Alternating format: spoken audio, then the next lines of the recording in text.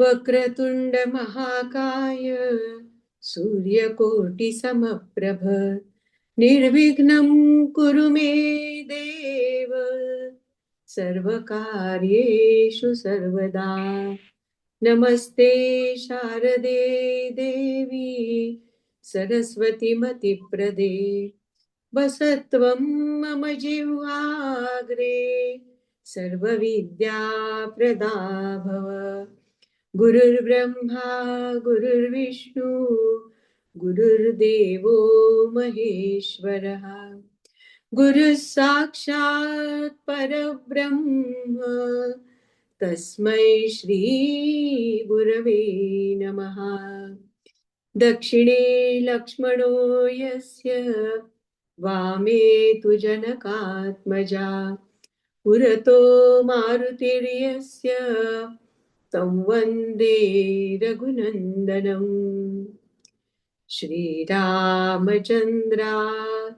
करुणासमुद्रा ध्यातो तुझी राजसयोगमुद्रा नेत्री नये रे तुझ वीण निद्रा कै भेटसी बा मजला सुभद्रा वसुदेवसुतं देवं कंसचाणूरमर्दनं देवकी परमानन्दं कृष्णं वन्दे जगद्गुरुम्। जयांचा जनी जन्मनामार्थ झाला जयांनी सदा वासनामात केला जयांच्या मुखी सर्वदा नाम कीर्ती नमस्कार त्या ब्रह्मचैतन्य मूर्ती शुका सारिखे पूर्ण वैराग्य जाचे वसिष्ठापरी ज्ञान योगेश्वराचे कवी वाल्मिकी सारिखा मान्य ऐसा नमस्कार माझा सद्गुरु रामदासा। जय जय रघुवीर समर्थ श्री सद्गुरुनाथ महाराज की जय। प्रभू श्री रामचंद्र समर्थ रामदास स्वामी आणि माझ्या सद्गुरु बेळगाव निवासी परमपूज्य कलावती आई यांच्या चरणी साष्टांग दंडवत घालून आराधना ध्यान समूहाच्या आपल्या सर्व साधक उपस्थित असलेले सर्व साधक आपल्या हृदयस्थ परमात्म्याला वंदन करून आज आपण पुन्हा पुढच्या आईंच्या चरित्राचा विचार चिंतन करूया। या संतांचं चरित्र आहे, या संतांच्या या नदीप्रमाणे वाहणारे असतात आणि त्यामध्ये आपल्या जीवनाला खरं पावित्र्य मिळतं। संतांकडे गेल्यानंतर आमचे पाप ताप दैन्य हे सगळं हरण होतं संतांच्या सामर्थ्याने। कालपर्यंत आपण पाहिलं परमपूज्य आईंचं की पूर्णानंद स्वामींचा आशीर्वाद मिळाला आणि त्यांनी भाकीत केलं होतं बाबूरावांना म्हणजे आईंच्या वडिलांना त्यांचं पुढचं भाकीत भविष्य वर्तवलेलं होतं की 18 वर्षापर्यंतच ही तुमच्यामध्ये राहील आणि नंतर मग ती जगाचा उद्धार करण्यासाठी पुढे सद्गुरु सेवेसाठी निघून जाईल असं त्यांना सांगितलं होतं। आणि त्याची काळजी सुद्धा बरीचशी नकळतपणे बाबूरावांनी घेतली होती आणि तसेच संस्कार करून आपल्या कन्येला त्यांनी घडवलं होतं। एक दिवस हे वयाच्या 7व्या वर्षापासून 14 वर्षापर्यंत बाळचं हे सगळं उपासना साधना हा 3 प्रकारची स्नानं होती, कार्तिक माघ वैशाख स्नान। ह्याबरोबर अजून आणखीनही त्यांच्या ज्या काही व्रत वैकल्य होती त्यामध्येही त्या सहभागी व्हायच्या। त्यांचे जे चुलत आजोबा होते शिवराम स्वामी त्यांच्याकडे सुद्धा त्यांचा तिथे जवळच एक मठ होता। त्या मठामध्ये बाळ नेहमी जायची। गोकुळाष्टमीचा रामनवमीचा उत्सव असला यांची सुद्धा शिवराम स्वामींची नासागरी दृष्टी असायची कायम.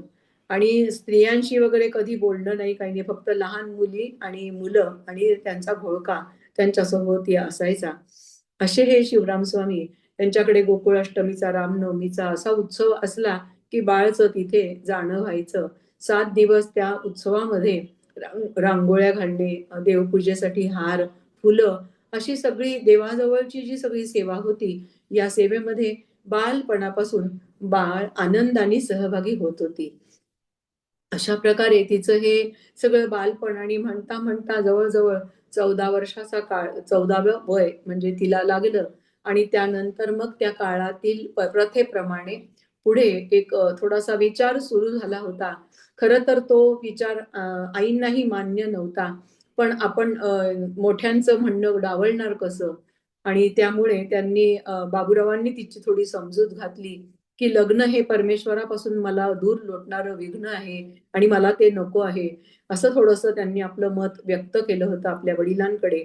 पण आपल्या वडिलांचं म्हणणं आपल्याला टाळता येणार नाही.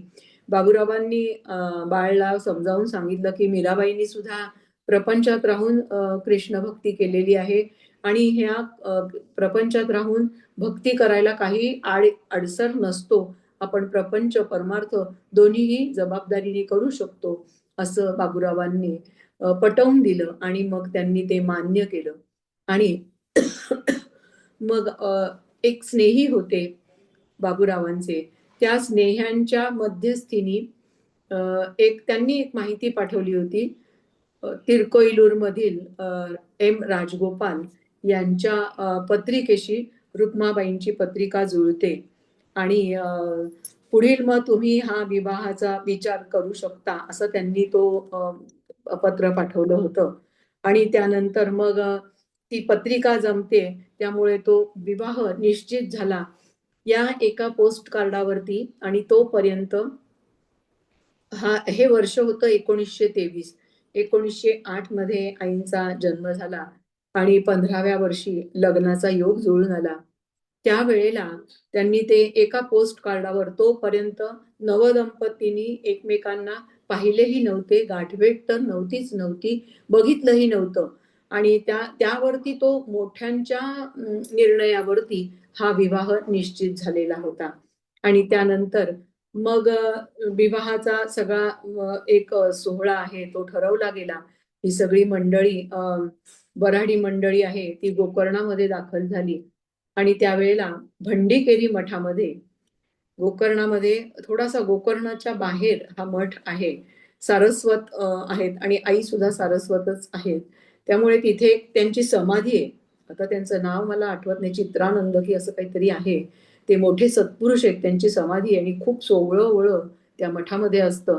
तिथे आतमध्ये आपल्याला दर्शनाला जाता येत नाही. समाधीचं दर्शन आपण दुरून घेऊ शकतो. तिथे तो मठ आहे आणि त्या ठिकाणी वऱ्हाडी मंडळींची राहण्याची व्यवस्था करण्यात आली होती. आणि भंडीकेरी मठामध्ये मार्गशीर्ष पौर्णिमे म्हणजे दत्त जयंतीच्या आधी हा विवाह झालेला आहे आणि 1923 मध्ये. आणि राजगोपाल हे पोलीस इन्स्पेक्टर होते, सरकारी नोकरीमध्ये कार्यरत होते आणि घरची श्रीमंती होती, घरी सगळी सुबत्ता होती. नोकरीमध्ये सरकारी नोकरी असल्यामुळे एक जाण्यासाठी टांगा आणि एक घोडा आणि शिवाय शिपाई असं सगळं त्यांचं एक बडदास्त होती. आणि त्याचप्रमाणे घरात नोकर चाकर होते. घरही म्हणजे श्रीमंती, वैभव संपन्नता सासरी होती. हे मल्लापूर कुळ असं होतं त्यांचं आडनाव. आणि एम. राजगोपाल त्यांच्या पतिराजांचं राजगोपाल हे त्यांचं नाव. आणि आई वडील हे सगळे सात्विक आणि तेही तसे सुसंस्कृत असं हे घराणं होतं. आणि आंध्र प्रदेशामध्ये हा भाग, त्या तिरकोईलूर म्हणून असणारा, तिथे ते विवाह वगैरे झाला. आणि त्यानंतर मग आता सासरी बाळची पाठवणी करायची आहे. आणि त्यावेळेला जो जनसमुदाय गोकर्णामध्ये जमला आणि बाबूरावांनी एक सांगितलं होतं की थोडंसं विनंती केली होती आपल्या व्याह्यांना की आमच्या बाळाला उंची उंची वस्त्र किंवा अलंकार याची हौस नाही. तिला त्याचं काही दागिन्यांचा मोह, वस्त्रालंकारांचा मोह नाही. पण तिचं जे रोजचं नित्यनेम आहे यामध्ये तो कटाक्षाने अखंडितपणे चालू राहील याकडे आपण लक्ष द्यावं, अशी त्यांनी आपल्या व्याह्यांना विनंती केली की पहाटे 4 वाजता उठायचं, गोपाळकृष्णाची काकड आरती करायची आणि त्यानंतर मग बाकीचं सगळं आपलं विहित कर्म आहे ते करायचं. अशा पद्धतीने त्यांनी ती विनंती केली आणि तुम्ही तिला कन्नड, तिकडची तमिळ भाषा, तिकडची कन्नड होती. तर ती तमिळ भाषा आहे ती जड जाईल असं नारायणराव म्हणजे सासरे म्हणाले. पद्मावतीबाई सासूबाई होत्या आणि त्यांनी सांगितलं. तर बाबूरावांनी त्यांना खात्रीपूर्वक सांगितलं की मी खात्रीने सांगतो 1 महिन्यात रुक्माबाई म्हणजे बाळ तिकडची भाषा शिकेल असं त्यांनी सांगितलं. आणि त्यांना जेव्हा समजलं की नाव हे आजीचं असं ठेवलेलं आहे म्हणून सासरच्या मंडळींनी त्यांचं नाव बदलण्याचा निर्णय काही घेतला नाही. आहे तेच नाव राहू दे असं सांगितलं. आणि त्यानंतर मग म्हणजे या वडिलांनी कशी व्यवस्था केली सासरी जाताना सुद्धा विनंतीपूर्वक व्याह्यांना सांगितलं. आजकालचे आई वडील काय सांगतील, माझ्या मुलीला कुठे भिशीला जायचं असतं, कुठे पार्टीला जायचं असतं, कुठल्या मंडळात जायचं असतं आणि तिथे तिला ते स्वातंत्र्य मिळावं असं वडील सांगतात. आणि इथे हे वडील मात्र एका अलौकिक आणि असामान्य कन्येचे होते आणि त्यामुळे त्यांनी तिच्या रोजच्या नित्यनियमामध्ये खंड पडणार नाही याची दक्षता आपण पण घ्यावी असं त्यांना सांगितलं. आणि कसंही दुसरी एक विनंती केली, असंही तुम्ही हुबळी मार्गे जाणार आहात तर तुम्ही हुबळीला सिद्धार्थ स्वामींच्या मठामध्ये जाता जाता दर्शन घ्यावं आणि मग पुढे मार्गस्थ व्हावं असं नारायणरावांना सांगितलं. आणि त्यांच्या विनंतीला मान देऊन पुढे प्रवासामध्ये ही मंडळी जाता जाता हुबळीला जाणार होतीच. निघाले त्यावेळेला ज्या पहिल्या वाढदिवसाच्या दिवशी बाळने हरी हा शब्द उच्चारला आणि ह्या हरीच्या सहवासामध्ये आपण बघितलं की यमुनाक्का ह्या खूप जिज्ञासू वृत्तीच्या होत्या आणि त्या वेगवेगळ्या पद्धतीने अनेक प्रकारचे उत्कंठापूर्वक प्रश्न विचारायच्या आणि बाळकडून ते ज्ञान जाणून घ्यायच्या आणि कौतुकही करायच्या की बाळ तुझं ज्ञान ध्रुव प्रल्हादाप्रमाणे अगाध आहे, तू किती ज्ञानी आहेस असं म्हणून त्या प्रत्येक वेळेला अनेक गोष्टी बाळकडून विचारून घ्यायच्या. अशा ह्या हरीच्या सहवासामध्ये जणू गोकुळामध्ये कृष्णाच्या सहवासात जसे गोपगोपी होते तसेच हे गोकर्णामध्ये ते गोकुळ हे गोकर्ण आणि त्यावेळेला त्यांनाही तोच अनुभव त्या आनंदाचा गोकर्णवासियांनी घेतला. आणि निरोप देताना ही लग्न होऊन आता सासरी जातायत तर त्यावेळेला त्यांनी त्या हरिप्रेमी गोतावळा असं चरित्रात वर्णन आहे. हरिप्रेमी गोतावळा म्हणजे बाळचे आप्त, शेजारी, पाजारी असं नाही तर त्या सगळ्यांचं वर्णन एका शब्दात केलंय की तो हरिप्रेमी गोताळा होता. की त्या 7 वर्षामध्ये वयाच्या 7व्या वर्षापासून 14 वर्षापर्यंत ज्यांना ज्यांना हा त्यांचा सहवास लाभला त्यांच्या त्या सहवासाच्या तो आनंदरूप असा होता सोहळा आणि त्या आनंदरूप परमेश्वराच्या त्या आनंदरूप लहरींचे तुषार या सर्व मंडळींच्या वर पडले होते. त्याचं सिंचन यांच्यावर झालं होतं आणि त्याचा अनुभव या सगळ्या मंडळींनी घेतला होता. आणि आता त्यांनाही जड वाटायला लागलं होतं की बाळला निरोप देऊन तिची पाठवणी करायची आहे म्हणून. आणि त्यांना जड वाटलं होतं पण तरी सुद्धा 100-500 मंडळी दुतर्फा उभी राहिली होती बाळला निरोप देण्यासाठी. आणि त्यानंतर मग म्हणजे पहिल्यांदाच त्यांनी पाहिलं होतं तोपर्यंत एकमेकाची गाठभेट नाही, बोलणं नाही, संवाद नाही, काहीही नाही. त्यांना हार जेव्हा एकमेकांना घातले तेव्हाच त्यांनी एकमेकांना जे काही नजरानजर झाली असेल ती तेवढीच. आणि त्यानंतर मग त्यांचा प्रवास सुरू झाला. बाबूरावांच्या विनंतीनुसार नारायणरावांनी ठरवलं की आपण हुबळीला उतरून मग पुढे जायचं आहे. हुबळीच्या मठामध्ये पोहोचले आणि तो दिवस होता म्हणजे तो काळ होता की लगेच आपण एका फटक्यात असा आत्ता जसा प्रवास करतो तसा पटकन प्रवास होण्यासारखा काळ नव्हता आणि तेवढी साधनं नव्हती. त्यामुळे त्यांचा साधारण दत्त जयंतीच्या आधी 1923 मध्ये बाळाचा विवाह झाला आणि तो दिवस म्हणजे दत्त जयंतीचा होता जेव्हा ते हुबळीच्या मठात पोहोचले. सिद्धार्थ स्वामींच्या दर्शनाला जेव्हा ते पोहोचले त्यावेळेला स्वामी म्हणाले की म्हणजे दोघांनीही हार, फुलं, पाद्यपूजेसाठी जे साहित्य होतं ते स्वामींच्या चरणी अर्पण केलं. हार, फळं वगैरे आणि दर्शन घेऊन नमस्कार केला. त्यावेळेला नमस्कार केल्यानंतर आपण आता सासरी चाललेलो आहोत आणि सासरची मंडळी सर्व आपल्या सोबत आहे. या वेळेला ब्रह्मवेत्ते गुरु जरी भेटलेले आहेत, तरी ब्रह्मज्ञानासाठी पुढची वाटचाल काय करायची हे मनोगत बाळ त्यावेळेला व्यक्त करू शकली नाही. ही ती वेळ नव्हे म्हणून त्या मनातल्या मनात लहानपणी कीर्तनामध्ये बुवांना विचारलं होतं की ती निजखूण म्हणजे काय असते आणि ती कोण आपल्याला सांगेल, तर त्यांनी सांगितलं होतं कीर्तनकार बुवांनी की ब्रह्मवेत्त्या गुरूंकडूनच याचं मार्गदर्शन होतं. आज ते गुरु समोर आहेत, पण आपण आपलं मनोगत व्यक्त करू शकत नाही. हा मनात उमटलेला विचार त्रिकालज्ञ असलेल्या परमहंस सिद्धार्थ स्वामींनी जाणला आणि स्वामींनी बाळला सांगितलं, रुक्माबाईंना सांगितलं की तू ओम नमः शिवाय म्हणत जा, तुझे मनोरथ पूर्ण होतील. असं जणू त्यांना आशीर्वचनच दिलं आणि मग पुढे ही मंडळी पुढे आपल्या गावाला निघाली. म्हणजे एक प्रकारचा तो जणू अनुग्रहच सिद्धार्थ स्वामींच्याकडून रुक्माबाईंना झालेला होता, मिळालेला होता आणि तो अमोलिक रूपी ओम नमः शिवाय रूपी अमोलिक मणी कंठात धारण करून त्या पुढे सासरच्या मंडळींबरोबर तिरकोईलूर हे आंध्र प्रदेशमधलं असलेलं ठिकाण, त्या ठिकाणी त्या पोहोचल्या. तिथे गेल्यानंतर घरभर मंडळी होती. सासूबाई, सासू सासरे, धीर, जाऊ, नणंद, नोकर चाकर अशी सगळी होती. या राजगोपालांचे बंधू एक बालब्रह्मचारी होते. त्यांनी गीतेवरती अभ्यास खूप केला होता आणि आपला बराचसा काळ त्यांनी हिमालयातच काढला होता. त्यांना समजलं होतं की ही आपली वहिनी आहे, ही हरिभक्तीमध्ये खूप रंगणारी आहे आणि तिला हरिभक्तीची खूप आवड आहे. असं जेव्हा त्यांना समजलं त्यावेळेला त्यांनाही खूप कौतुक वाटलं आणि त्यांनीही आपल्या या वहिनीचं खूप कौतुक केलेलं आहे. खूप आदर वाटलाय त्यांना आपल्या भाऊजाईचा. आणि घरामध्ये एवढी मंडळी आहेत, पण आपल्या कुठल्याही बाबूरावांनी सांगितलं होतं त्याप्रमाणे त्यांचा नेमही सुरू झाला होता.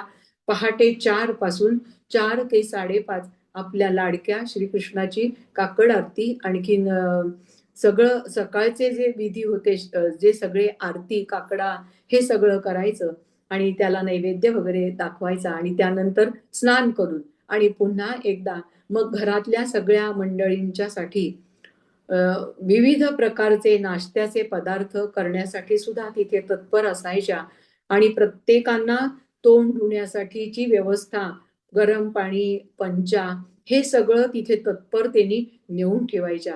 आणि या कुठल्याही कार्यामध्ये कुठेही चालढकल किंवा कुठेतरी टाळाटाळ असं न करता ते सगळं मनापासून रुक्माबाई करू लागल्या. रुक्माबाईंचे हे सगळे गुण सासरच्या मंडळींना सुद्धा लक्षात येत होते आणि खूप कौतुक होत होतं. वेगवेगळ्या प्रकारचे पदार्थ करायचे आणि या सगळ्या मंडळींना खाऊ घालायचे आणि त्यानंतर पुन्हा दुसऱ्यांदा स्नान करून मग सकाळी जी काकड आरती वगैरे झालेली असायची, पुढे नंतर पुन्हा दीड तास आपल्या त्या लाडक्या गोपाळ कृष्णाची पूजा करायची. यामध्ये सुद्धा त्या रंगून जायच्या आणि परत घरामध्ये स्वयंपाकी असायचे, गडी माणसं असायची. मोलकरीण सडा घालते वेळी सुद्धा तिला मदत करायला त्या तत्पर असायच्या, तिथेही हजर असायच्या.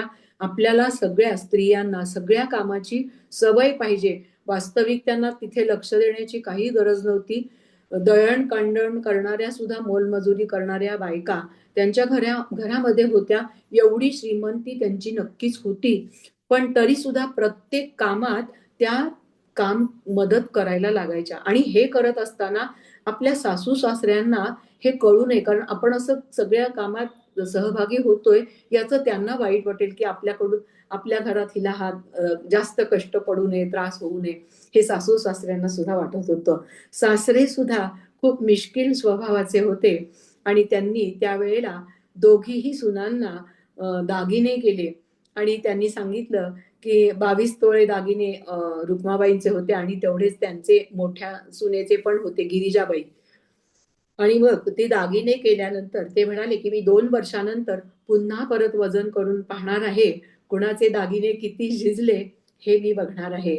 असं सासऱ्यांनी सांगितलं आणि नंतर पुढे 2 वर्षानंतर त्यांनी पाहिलं सुद्धा खात्री करून आणि जे त्यांनी जेवढे दागिने जेवढ्या वजनाचे काहीतरी 30 तोळे होते ते, तेवढे सगळे दागिने त्यामध्ये रुक्माबाईंच्या दागिन्यांचं वजन गुंजभर सुद्धा कमी झालं नाही. जे गिरिजाबाईंचं वजन थोडं कमी झालेलं होतं.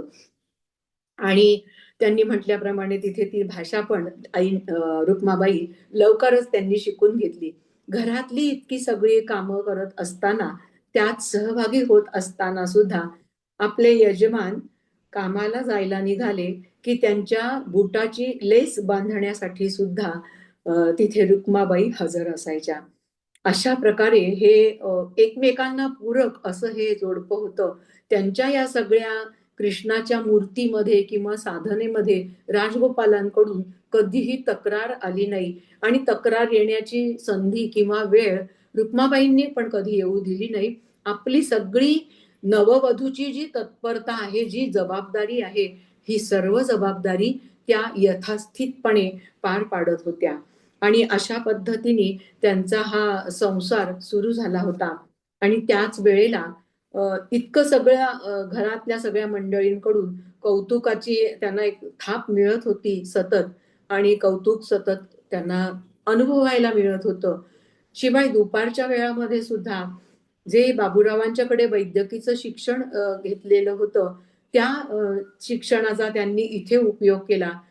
पोलीस इन्स्पेक्टर असलेले राजगोपाळ आणि आजूबाजूला असलेली पोलिसांची घरं, तर या सगळ्या पोलिसांच्या कुटुंबियांना मोफत औषध दुपारच्या वेळात झोपणे रुक्माबाईंना कधीच माहीत नव्हतं आणि त्यावेळेला औषध द्यायचं त्या लोकांना आणि दुसरी गोष्ट म्हणजे आपल्या घरातल्या मंडळींचे बाहेर जाण्याचे, घरात वापरण्याचे कपडे ते सगळे व्यवस्थित लावून ठेवायचे. अशा प्रकारची सगळी बाकीची कामच करून त्यामुळे कुणाला कधी तक्रारीला वाव असा दिलाच नाही. आदर्श बालिका, आदर्श कन्या, आदर्श भक्त, आदर्श योगिनी आणि आदर्श गृहिणी म्हणजे पत्नी हा सुद्धा ही भूमिका सुद्धा रुक्माबाईंनी खूप चांगल्या प्रकारे वठवलेली किंवा ते सगळं निभावलेलं आहे ती जबाबदारी. सुरुवातीला जरी विघ्न म्हटल्या तरी तिथे इतक्या समरसतेने केलं की तिथे कुठलीही उणीव त्यांनी पडू दिली नाही.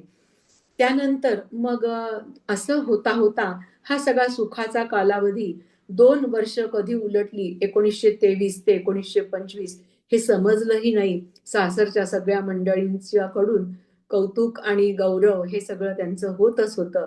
त्यानंतर मग 1925 मधली कार्तिक पौर्णिमा होती आणि त्याच्या आधी म्हणजे काही दिवस म्हणजे 9 महिने की रुक्माबाईंच्याकडे काहीतरी अशी लक्षणं दिसायला लागली की त्या आता पुत्रवती होणार आहेत म्हणून आणि ही आनंदाची बातमी होती. 5-7 महिने झाल्यानंतर मग आता पहिल्या प्रसूतीसाठी माहेरी पाठवलं पाहिजे. त्यामुळे त्यांना घेण्यासाठी बाबूराव तिरकोईलूरला गेले होते आणि मग तिथून ते त्यांना घेऊन गोकर्णाला आले आणि त्यानंतर मग तिथे बाळला थोडासा व्यायाम असायला पाहिजे. हालचाल जेवढी होईल तेवढं पुढे प्रसूतीमध्ये तिला सुलभ होईल म्हणून मग पाणी ओढायचंय ते विहिरीचं पाणी तर त्याच्यासाठी जो पाणक्या होता गोकर्णाला बाबूरावांच्याकडे उद्यापासून पाणक्या नको रुक्माबाईंनाच पाणी ओढू दे म्हणजे शक्ती किंवा योगासनं व्यायाम याच्यासाठी सुद्धा सजगता त्यांच्याकडे होती आणि मग रुक्माबाई परत पाणी ओढणं किंवा ह्या सगळ्या हालचाली तर करतच होत्या आणि असे हे 9 महिने आणि त्यांच्या उदरामध्ये असलेला तो अंश दैवी तो सुद्धा पुण्यवानच होता. त्यांच्या पोटी उदरी येणारा जो बाळ होतं ते.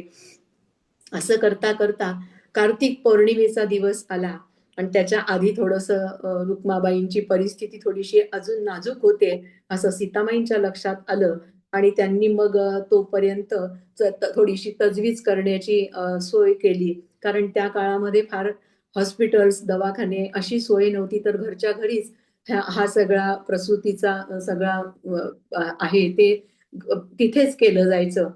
सुईण वगैरे बोलवून.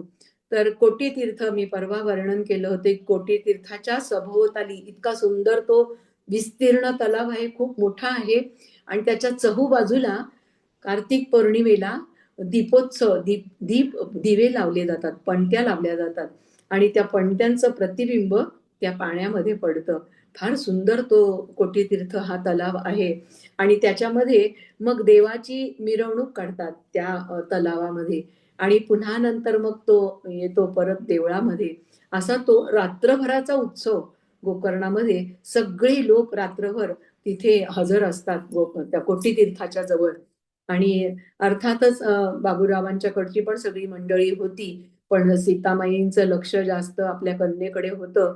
ती 2 जीवाची आहे म्हणून जास्त काळजी होती आणि तिच्या हालचालींकडे लक्ष होतं. पहाट होता होता रुक्माबाईंना जास्तच त्रास होतोय म्हणून त्यांनी पुढची व्यवस्था केली. बाई जी होती सहकारी तिला बोलावून घेतलं आणि मग कुठल्याही प्रकारचा गोंगाट गाजावाजा न होता कार्तिक पौर्णिमेच्या पहाटे एका सुंदर बाळाला रुक्माबाईंनी जन्म दिला, एका सुंदर सुपुत्राला. आणि हा सुपुत्र 9 महिने ज्या दैवी मातेच्या उदरात होता, त्यांनी जन्माला आल्यानंतरच एक चमत्कार त्याच्याकडून घडला. जन्मलेलं बालक, आपल्याला माहितीये, अनुभव आहे आपल्याला घरामध्ये, की ते बालक कधी कशा हालचाली करतं, त्याच्या एक एक प्रगती जी आहे हालचालींची ती कशी होते हे आपल्याला माहितीये, की साधारण 3-4 महिन्यानंतर पालथं पडायला लागतात, 5-6 महिन्यानंतर थोडंसं बसायला लागतात, थोडं रांगायला लागतात, असं आपण पाहतो. आपल्याला हा अनुभव आहे. पण हे जे बाळ जन्माला आलं होतं, तर ते त्या रुक्माबाईंच्या सुईणीने सगळं आवरलं, साफसफाई सगळी झाली आणि मग त्या बाळाला सुपात निजवलेलं होतं. आपलं सगळं काम आटपून ही सुईण आता आपल्या घरी निघाली.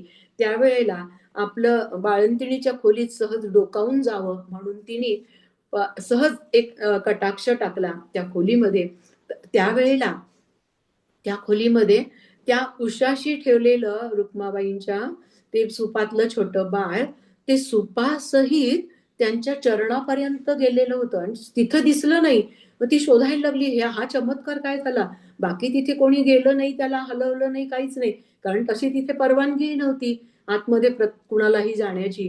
त्यामुळे ते उशाशी सुपात निजवलेलं बाळ एकदम सुपासहित तिथपर्यंत गेलं.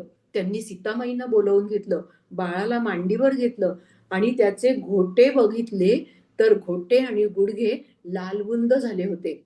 ते सरकत सरकत सुपासहित त्यांनी ते 13-14 फूट अंतर जन्मलेलं बाळ हा त्यांनी चमत्कार दाखवला आणि पुढे त्याचं म्हणजे त्यांनी तसं कार्य पण केलं आणि हा त्या देवमातेच्या पोटी आलेला हा उदरी अंश त्यांनी तो चमत्कार दाखवला होता. आणि मग त्यांचं आवडीचं नाव म्हणून त्याचं नाव बाळकृष्ण असं ठेवलं. आणि त्यानंतर मग याला 2 महिने होताना पुन्हा बाबूराव बाळला घेऊन सासरी सोडायला गेले. एक 4-5 महिने झाल्यानंतर. आणि मग पुढे त्यावेळेला राजगोपालांची बदली झाली होती आणि ती दुसऱ्या गावी शेंजी ह्या गावी झालेली होती त्यांची बदली. आणि मग त्यांनी तिथे नेऊन रुक्माबाईंना सोडलं. त्यानंतर मग पुन्हा काही दिवसांनी ह्या नातवाचं सुख पाहायला सासू सासरे पहिले त्यांच्या सासूबाई गेल्यानंतर सासरे काही काळ होते, पण सासूबाई फार दिवस राहिल्या नाहीत आणि त्यांना आपला दिवस समजला होता. हे सुद्धा खूप भाविक आणि सात्विक असं हे सगळे सासरची मंडळी सुद्धा होती. आणि त्यानंतर मग त्यांनी 5 महिने फक्त झाले आणि त्यानंतर मग पुढे परत अजून काही दिवस गेले. राजगोपालांची बदली झाली, तर त्या ठिकाणी रुक्माबाईंना पटकन नेण्यासारखं नव्हतं, पण काही दिवसांनी घेऊन जाऊ असं म्हणून ठरवलं. आणि त्यानंतर मग ते सगळ्या रुक्माबाईंना घेऊन नारायणराव त्या ठिकाणी गेले. राजगोपाल, नारायणराव, रुक्माबाई आणि मोठा मुलगा, ह्या सगळ्या आनंदाच्या घटना इतक्या सगळ्या भराभर काळ जात होता. 2 वर्षाचा काळ कधी पुढे म्हणजे गेला हे कळलंच नाही.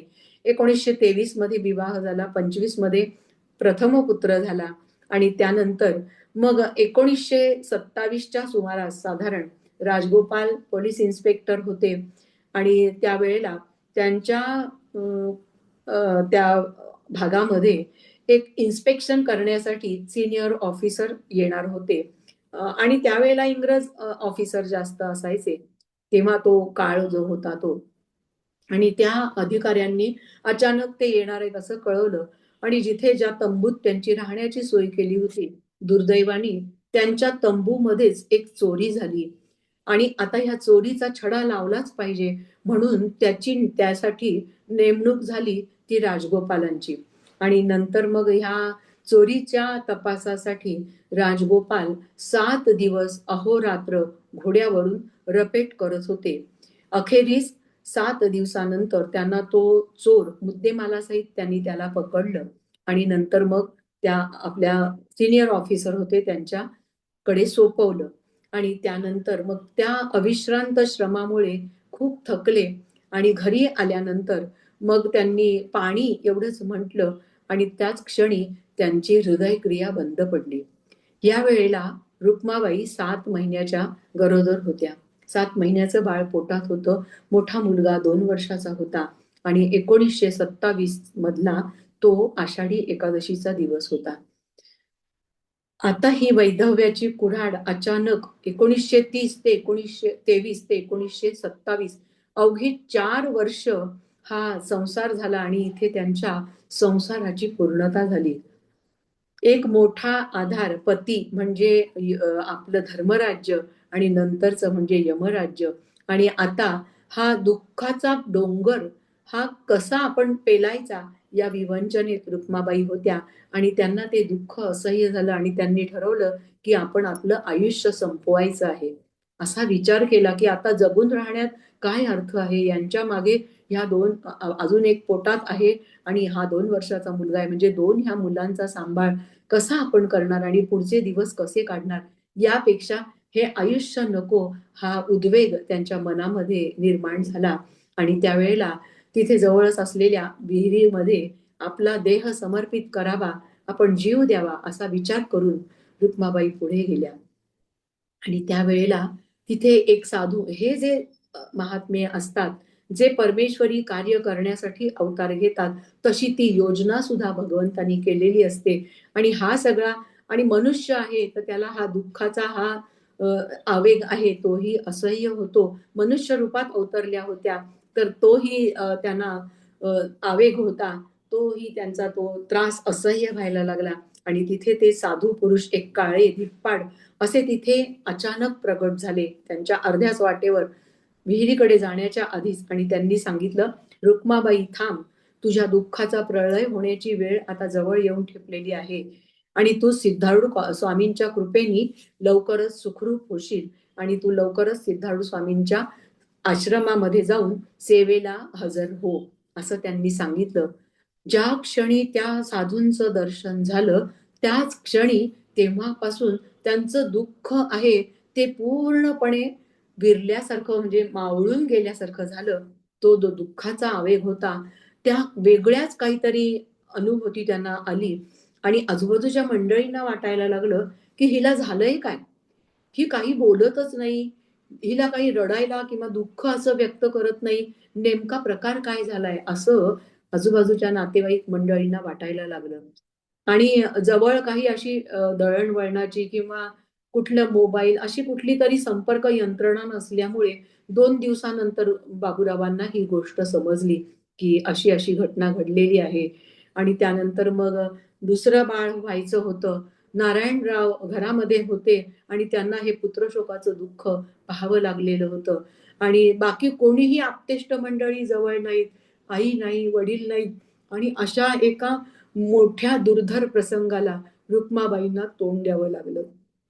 आणि या प्रसंगामध्ये आपण आता उभं राहायचंय ते साधूंचं त्या धिप्पाड पुरुषांचं दर्शन झाल्यानंतर मग त्यांच्या मनामध्ये त्यांनी मनोमन काहीतरी निश्चय केला. आणि मग त्या काहीतरी आपल्या नियमित रुटीन आपलं जे रोजचं जे आपलं दैनंदिन काम कार्य नेम होता त्यामध्ये आपलं मन रमवत होत्या. आणि इथे आप्तेष्ट मंडळी आणि थोड्या दिवसांनी बाबूराव आले. आता घरामध्ये काय आपण करायचे, सगळा संसार जो उभा केलेला होता राजगोपालांचा 2 पेट्या पोशाख होता. तो पोशाख सुद्धा कुणाला तरी आपण वाटून द्यावा. चांदीची उपकरणी होती. ती एक योग्य असे भटजी होते. त्यांना बोलून देव, देव्हारा, उपकरणी आता हे सगळं कोण सांभाळणार? कसं सांभाळणार आपण हे सगळं? हा सगळा विचार केला आणि ती सगळी उपकरणी आहेत, ते सगळ्या गोष्टींची एक व्यवस्था लावून दिली. आपला काही पोशाख होता, आपले काही कपडे होते. पोलीस लोकांना, बायकांना त्यांनाही ते सगळे कपडे त्यांनी ते दिले. आपलाच संसार आपल्याच हाताने वाटून दिला. त्यातून बाहेर पडायचे म्हणून.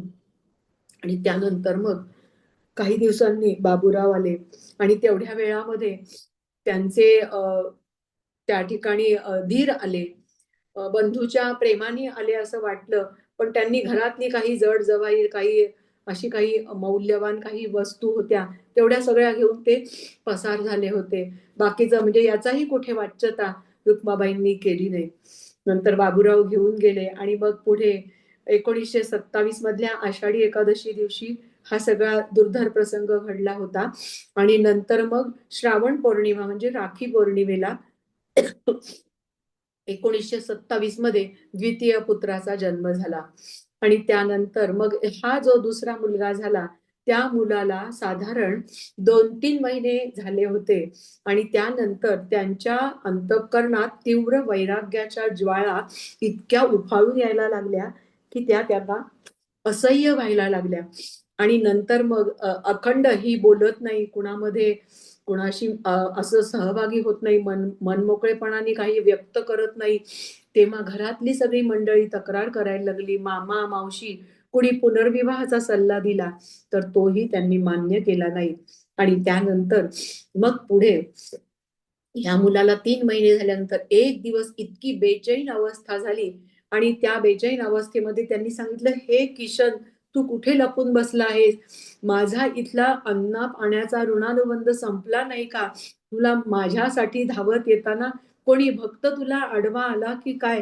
किंवा तुला असं वाटत असेल की ह्या 2 मुलांच्या मोहपाशामध्ये मी अडकले असेल तर तू खुशाल यांना पण घेऊन जा पण मला तुझ्या सेवेमध्ये तुझ्या चरणी रुजू कर असं म्हणून त्यांनी परमेश्वराकडे प्रार्थना केली आणि त्याच रात्री कृष्णाकडे ही प्रार्थना केली त्याच रात्री त्यांना दृष्टांत झाला की तू उद्या पहाटे उठ आणि हुबळीला जायला सिद्धार्थ स्वामींच्या सेवेसाठी जाऊन हजर हो तो दृष्टांत झाल्यानंतर घरात कुणालाही काहीही सांगितलं नाही 3 महिन्याचं बाळ आहे तान्हुलं आहे तो त्याला आईच्या दुधाची गरज आहे आणि अशा वेळेला याचा सगळ्याचा त्याग करायचा आहे आता पुन्हा या बाळांना आपण कधी भेटणार आहोत भेटणार की नाही काहीच माहिती नाही फक्त एकच ध्यास की सद्गुरूंची सेवा करायची आणि जवळ एकही पैसा नाही नेसलेल्या वस्त्रांशी त्या बाहेर पडल्या पहाटे कोणालाही न कळत मग तो प्रवास त्यांचा बसनी झाला काही ठिकाणी नावेनी झाला नावेतूनही त्यांना प्रवास करायला लागला कुठेही त्यांना नावाड्यानी बस कंडक्टरनी पैशासाठी अडवलं नाही तर जो त्रैलोक्याधिपतीच त्यांचं संरक्षण करता होता त्यामुळे कुठेही त्यांना तिकीट किंवा याच्यासाठी अडवलं गेलं नाही त्यांचा प्रवास आहे तो सुरळीत झाला तरी बसमधल्या प्रवासामध्ये जवळचे प्रवासी बसलेले होते ज्या वेळेला 2-3 महिन्याची बाळंतीण घरात असते त्यावेळेला आपण तिच्या ताटामध्ये तुपाची लोटी उलटी करत असतो अशा पद्धतीने घरामध्ये तिला त्या कॉट वरून उतरू देत नाहीत अशी सगळी तिची सोय आपण पाहतो आणि त्यावेळेला ही 3 महिन्याची माता जगन्माता बनण्यासाठी निघालेली होती आपल्या 2 बालकांना सोडून आणि अंगावरचा पदर भिजला होता दुधाने तर आजूबाजूच्या लोकांना काय काय मनात शंका आल्या आणि त्यांनी विचारलं की काय आहे काय आणि मग सांगितलं फक्त खूण केली कोणाशी काही संवाद नाही काही नाही काही बोललं नाही तो पदर दुधाने भिजलेला होता पण ही माता 2 मुलांची माता होण्यासाठी नाही तर जगन्माता होण्यासाठी तिने ह्या सगळ्याचा त्याग केला होता हुबळीच्या मठात पोहोचल्या आणि त्यावेळेला मठामध्ये सिद्धार्थ स्वामी नव्हते दुसऱ्या दिवशी सकाळी महाराजांचं दर्शन होणार आणि मग त्यावेळेला महाराजांच्या दर्शनाला रांगेनी सगळेजण पुढे जात आहेत जेव्हा रुक्माबाई महाराजांच्या समोर उभ्या राहिल्या त्यावेळेला जसे मुमुक्षू सद्गुरूंच्या शोधात असतात तसे सद्गुरू सुद्धा योग्य शिष्याच्या प्रतीक्षेत असतात. हा प्रसंग सांगणारा हा बोध करणारा किंवा हे वाक्य खरं करणारा हा प्रसंग आहे. सिद्धार्थ स्वामी त्यांना बघितल्यानंतर म्हणाले की आलीस, तुझीच मी वाट पाहत होतो, असे उद्गार सिद्धार्थ स्वामींनी काढले. आणि त्यानंतर मग कसं आईंचं बोलणं आणि वागणं रुक्माबाईंचं, त्यावेळेला मी 2 मुलांना टाकून आलेली आहे, त्यांना तिथेच सोडलंय, मला आता सेवा काय आहे सांगा वगैरे, असं काही एक न बोलता नंतर मग दर्शन वगैरे घेतलं आणि निवांत पुन्हा परत सिद्धार्थ स्वामींना भेटल्यानंतर मग सेवेची याचना केली. आणि तेव्हा त्यांनी जी सेवा सांगितली ती सेवा म्हणजे सकाळी 9 ते 11:30 आणि दुपारी 2 ते 4 या वेळेमध्ये, म्हणजे भर उन्हाची वेळ. आणि काय सेवा, तर तिथे जे बांधकाम सुरू होतं त्यांच्या गवंड्यांच्या हाताखाली विटा किंवा चुना देण्याची सेवा करायची. अशी सेवा उसासे न टाकता, जराही न कंटाळता, पाण्याचा थेंब सुद्धा न घेता 8-8 दिवस तळ्याच्या पाण्यावर राहून रुक्माबाईंनी ही सेवा केली. बरोबर एकच पातळ होतं, साडी होती, ते पातळ रोज धुवायचं, अर्धा भाग धुवायचा, अर्धा नेसायचा, नंतर स्नान करायचं, उरलेला अर्धा भाग धुवून तो वाळवून नेसायचा. असे 3 महिने रुक्माबाईंनी काढले. आज आपण पाहतो 1 नूर आदमी 10 नूर कपडा, वॉर्डरोब, कपाट उघडलं तर ढीगच्या ढीग अंगावर येतील. अशा प्रकारे आमच्याकडे आम्ही या सगळ्यामध्ये गुंतलेलो असतो. एका साडीवर 3 महिने रुक्माबाईंनी काढले. आणि एक दिवस तिथे ज्या येणाऱ्या भगिनी होत्या त्यांच्या लक्षात ही गोष्ट आली की आपण त्यांना द्यावं, म्हणून त्यांनी थेट रुक्माबाईंच्या पर्यंत 2 पातळं आणली आणि देऊ केली. तर रुक्माबाईंनी त्याचा स्वीकार केला नाही. सद्गुरूंच्या आज्ञेशिवाय कुठलीही गोष्ट त्यांनी केली नाही. आणि त्यानंतर आणखीन कोणी विचारलं, तुम्ही भोजनशाळेत कधीही दिसत नाही.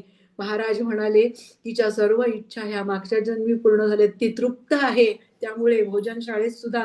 मग मला त्यांनी उत्तर दिलं रुक्माबाईंनी, आज मी भोजनाला गेले, उद्या मला कधी मिळेल, मग मिळालं नाही तर त्याच्यासाठी माझी तळमळ होईल आणि त्याच्यामध्येच माझं मन रमेल.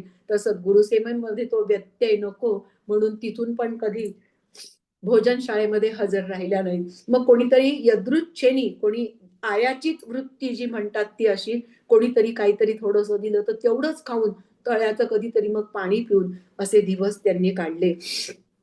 आणि मग जी पातळं नाकारली होती रुक्माबाईंनी, ती त्यांनी पुन्हा सिद्धार्थ स्वामींच्या पर्यंत ही गोष्ट नेली आणि त्यांना सांगितलं आणि त्यांच्या करवी मग ती त्यांना घ्यायला लावली. मग तिथून 2 पातळं त्यांनी ती तेव्हा वापरायला सुरुवात केली. अशा प्रकारे खडतर सेवा रुक्माबाईंनी केली आणि 6 महिन्यामध्ये सद्गुरु कृपा संपादन केली. एक दिवस हुबळीमध्ये, दुसऱ्या हळे हुबळी या भागामध्ये सिद्धार्थ स्वामींच्या पाद्यपूजेचा कार्यक्रम विजयादशमी म्हणजे दसऱ्याच्या दिवशी ठेवला होता. आणि त्याच दिवशी महाराजांनी रुक्माबाईंना आपल्या आसनावर बसवलं आणि आपल्याला दिलेल्यातलं दूध रुक्माबाईंना अर्ध दिलं आणि आपल्याला दिलेली शाल रुक्माबाईंच्या अंगावर पांघरली आणि त्यांनी सांगितलं की आता तू थोडं निरूपण कर, आजपासून तुझं नाव कलावती देवी असं ठेवलेलं आहे, असं सिद्धार्थ स्वामींनी सांगितलं. नामसंकीर्तन साधन पै सोपे या विषयावर रुक्माबाईंनी 2.5 तास आपल्या प्रासादिक वाणीतून निरूपण केलं. ते ऐकणारी मंडळी सगळी मंत्रमुग्ध होऊन गेली. 6 महिन्यामध्ये त्यांनी ही गुरुकृपा संपादन केली. पण अजून ब्रह्मानंद पूर्णपणे मिळवला पाहिजे, म्हणून साधनाभ्यासासाठी तू 6 महिने इथे राहा, असं सद्गुरूंनी सांगितलं.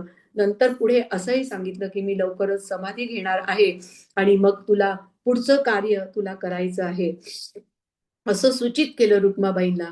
आणि मग 6 महिन्यासाठी साधनाभ्यासासाठी त्या मठामध्ये बरीचशी पुरुष मंडळी होती, म्हणून तिथल्याच एका जैनांच्या चाळीमध्ये रुक्माबाईंनी एक खोली शोधली. 8 आणे भाडं असलेली 6 बाय 6ची ती खोली होती. 8 बाय 10ची. आणि त्या खोलीला म्हणजे ती लाकडं ठेवायची किंवा अडगळीची अशी खोली होती. खिडकी वगैरे अशी काही व्यवस्था नव्हती. आणि त्या पत्रा जो होता त्याला थोडेसे काही छिद्र होती, तेवढाच तो प्रकाश आणि हवेचा तेवढाच एक मार्ग होता. आणि या खोलीमध्ये 6 महिने साधनाभ्यास तिथे काय साहित्य, तर एक चटई, एक वाकळ, एक उजेडासाठी एक कंदील, एक ॲल्युमिनियमचं पातेलं आणि दुधासाठी एक मोगा, अशा प्रकारचं फक्त एक एक पत्र्याचा डबा पाणी साठवण्यासाठी.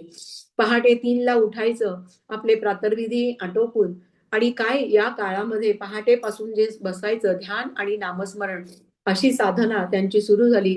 आणि पहाटे 3 पासून रात्री 10 पर्यंत निद्रेचे फक्त 4 तास, आणि एवढ्या वेळामध्ये दिवसभरामध्ये एकदाच 2 वाट्या पाणी, 1 वाटी दूध भात इतकाच आहार.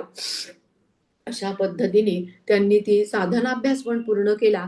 आणि एक दिवस अशी बेचैन अवस्था झाली त्यांच्या खोलीमध्ये साधनाभ्यास करताना, तेव्हा सद्गुरूंनी ती तळमळ जाणली आणि तिथे सिद्धार्थ स्वामींचं आगमन झालं आणि त्यांनी वरदहस्त ठेवला. आणि जो तो स्पर्श झाला सद्गुरूंचा, त्यामुळे त्यांची जी आपण म्हणतो चक्र असतात, ती सगळी उन्मिलित झाली आणि त्यांना ब्रह्मानंदाचा अनुभव आला. देवी 8 तास त्याच स्थितीमध्ये होत्या. तिथे असलेल्या एका आजींना महाराजांनी सांगितलं, की तिच्यावर लक्ष ठेवा म्हणून सांगितलं. आणि त्यावेळची जी अनुभूती होती, आज माझा नवीन जन्म झालेला आहे आणि एक सगळं दुःख कुठल्या कुठे गेलेलं आहे, हे सगळं रुक्माबाईंना समजलं. पुढे मठामधली मंडळी म्हणाली, की रुक्माबाई असं आम्ही म्हणतोय, आता त्यांनी तुमची कृपा संपादन केलेली आहे, आता आम्ही त्यांना काय म्हणायचं? तर महाराजांनी सांगितलं, तुम्ही माताजी म्हणा. मग पुढे सगळेजण त्यांना माताजी म्हणून संबोधायला लागले. आणि महाराजांनी सांगितलं, की जरी तुला आता हा ब्रह्मानंद लाभलेला आहे, तरी थोडा काळ इथे राहून नंतर मग तुला 12 वर्ष कीर्तन सेवा करायची आहे. जनता जनार्दनाच्या सेवेत राहून दासपणाचे सुख सोहाळे तू भोगत राहा. आणि 12 वर्ष कीर्तन सेवा झाल्यानंतर बेळगावला अनगोळमध्ये बोहारी लोक आहेत आणि तिथे जाऊन तू जगदोद्धाराचं कार्य करायचं आहे. आणि अनगोळमध्ये असलेले साधू मास्तर दरवर्षी हुबळीला दर्शनाला यायचे. त्यांना मी असं अभिवचन दिलेलं आहे, आता तुम्ही इथे येऊ नका, मीच तिथे येणार आहे, कलावतीच्या रूपामध्ये मीच वास्तव्य करणार आहे, असं सिद्धार्थ स्वामींनी त्या साधू मास्तरांना सांगितलेलं होतं. आणि इथे आईंना सांगितलं, रुक्माबाईंना, माताजींना सांगितलं, की आता हा सगळा जगदोद्धाराची सूत्र मी तुझ्याकडे सोपवतो आहे. हा काळ आहे, हा कठीण आहे. लोकांना हरिनामामृताचा बोध कर आणि त्यांना हरिभजनी वळवायचं कार्य तू करायचं आहे. मी सदा सर्व काळ तुझ्या पाशीच आहे, तू कुठलीही भीती बाळगू नकोस, असं महाराजांनी अभिवचन दिलं. आणि नंतर मग जवळच महाशिवरात्रीचा उत्सव खूप मोठ्या प्रमाणात हुबळीला होतो. आणि त्या उत्सवाला आलेल्या मद्रासचे एच बहादूर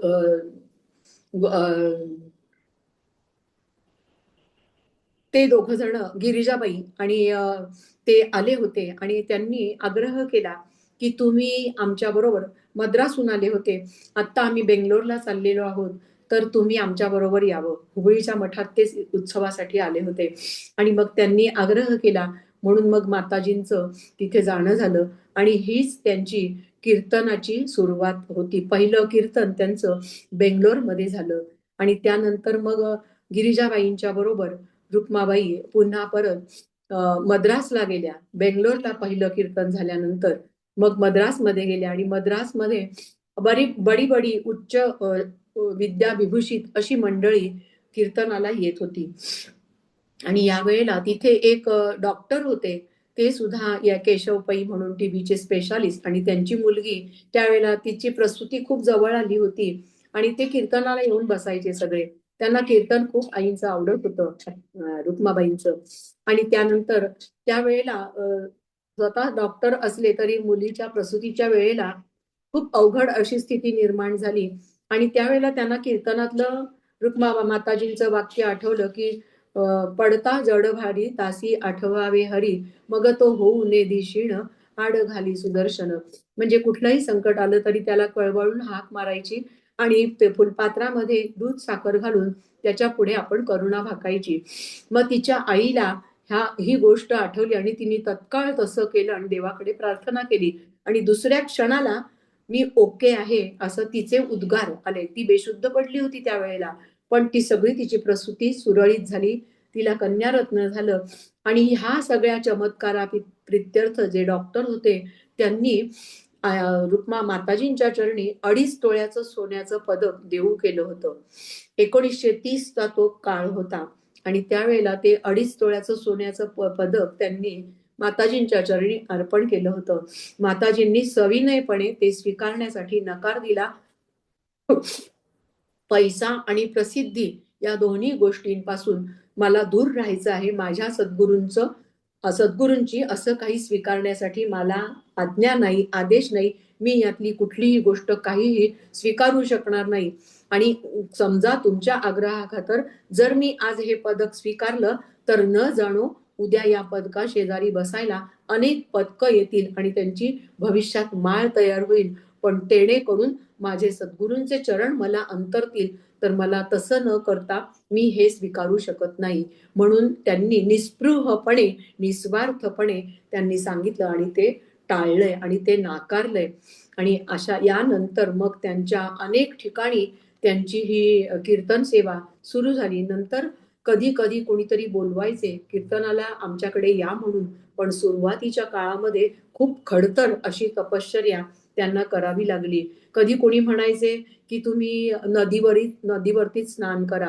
कधीतरी तेल नसायचं केसांना लावायला, काही विंचरणं नाही, खूप लांब लचक केस, काळाभोर केश संभार आणि सतेज गौरवर्ण अशी काया, सुंदर तेजस्वी असं रूप आणि असं सगळं तरुण वय. 1930 सालचा हा समय. आणखीन जवळजवळ त्यांचं वय 20 ते 32 वर्षापर्यंत त्यांनी हे सगळं कार्य केलेले. वयाच्या 32 वर्षापर्यंत 12 वर्ष त्यांची कीर्तन सेवा झाली. पण सुरुवातीच्या काळामध्ये कुणी गोठ्यामध्ये उतरायला देत असत. गोठ्यामध्ये दरवाजा नसायचा आणि त्या ठिकाणी रात्र कशी काढायची तर एखादा दगड लावायचा आणि त्या ठिकाणी काहीतरी आसन घालायचं आणि त्यावर बसून अंगावरती सगळं पांघरून घ्यायचं, पदर वगैरे पंचा, आणि तिथे रात्रभर नामस्मरण करत राहायचं. अशा पद्धतीने त्यांनी कीर्तन सेवा केली. तर या वेगवेगळ्या कीर्तन सेवेच्या कालावधीमध्ये त्यांना अनेक प्रकारचे मंडळी भेटली, अनेक लोक भेटली, काही प्रलोभनं, काही परीक्षा. सद्गुरूंनी वेगवेगळ्या ठिकाणी वेगवेगळ्या तऱ्हेने परीक्षा घेतल्या. एक वेळ अशी आली की एका ठिकाणी त्यांना त्यांच्याकडे जे पाकिट कोणीतरी दिलं होतं आणि पुढचा प्रवास त्यांना म्हैसूरला जायचं होतं. तर त्यावेळेला ते पाकिटच हरवलं, गायब झालं होतं. पण त्या कुणालाही बोलल्या नाहीत आणि न बोलता बाहेर पडल्या घरातून. आणि आता कसा प्रवास करायचा ही चिंता मात्र त्यांनी केली नाही. आणि मग पुढे त्यांना जाताना स्टेशनच्या जवळ पोहोचतानाच अजून एक कुटुंब भेटलं आणि त्यांनी त्यांची चौकशी केली. तुम्ही कुठे जाणार आहात, काय करणार आहात असं म्हणून विचारलं. तर मग मला असं असं जायचंय म्हणून सांगितलं. तर मग त्यांनी त्यांना तिकीट काढून तुम्ही बसा गाडीत, आम्ही तुम्हाला स्टेशनवर सोडतो आणि गाडीमध्ये बसवून देतो असं सांगितलं. आणि त्यांनी तिकीट काढून त्यांना गाडीमध्ये बसवून दिलं आणि हातामध्ये पाकिट दिलं. ते पाकिट नंतर माताजींनी उघडून पाहिलं त्यावेळेला त्यामध्ये 125 रुपयेच होते. परत एकदा असंच झालं होतं, तिकीट काढायला पैसे नाहीत आणि निघाल्या तेवढ्यात एक साधू पुरुष आले. तुम्ही जाऊन बसा, मी तुमचं तिकीट घेऊन येतो असं सांगितलं. आणि मग ते येऊन तिकीट देऊन गेले आणि त्यांना विचारलं तुमचं नाव काय. तर मग सिद्धनाथ हुबळीकर, सिद्धप्पा हुबळीकर अशा प्रकारचं नाव सांगायचे. आणि काही 10 पावलं 8-10 पावलं गेले की अदृश्य व्हायचे. मी सदा सर्व काळ तुझ्यापाशीच आहे हे त्यांचं वचन होतं. त्यासाठी त्यांचं लक्ष सुद्धा होतं आपल्या शिष्येकडे. आणि अनेक प्रकारे परीक्षा घेतली. हुबळीचा हुच्चय्या, कोल्हापूरचा मारवाडी आणि अजून एक असे 3 गृहस्थ वेगवेगळ्या ठिकाणी वेगवेगळ्या कालावधीमध्ये ह्या 12 वर्षात रुक्माबाईंना भेटले. त्यातले एक जण म्हणाले की तुमचं वय लहान आहे आणि तुम्हाला 2 मुलं आहेत, तर तुम्ही आमच्याकडे मी मंदिर बांधून देतो, तुम्ही इथे राहा. म्हणजे त्यांचा प्रस्ताव वेगळा होता. पण असं काही माझी काही आज्ञा नाही असं म्हणून वेळ टाळली. एकांनी म्हटलं 2 मुलं आहेत त्यांचाही मी सांभाळ करेन, तुम्ही माझ्या बरोबर माझ्यासोबत राहा, आपण इथे मंदिरामध्ये कार्यक्रम असं काही करता येईल असं सांगितलं. तेव्हा म्हणाल्या की 2 मुलं 2 ठिकाणी आहेत, मी ती व्यवस्था करते आणि नंतर कळवते असं म्हणून तिथूनही सुटका केली.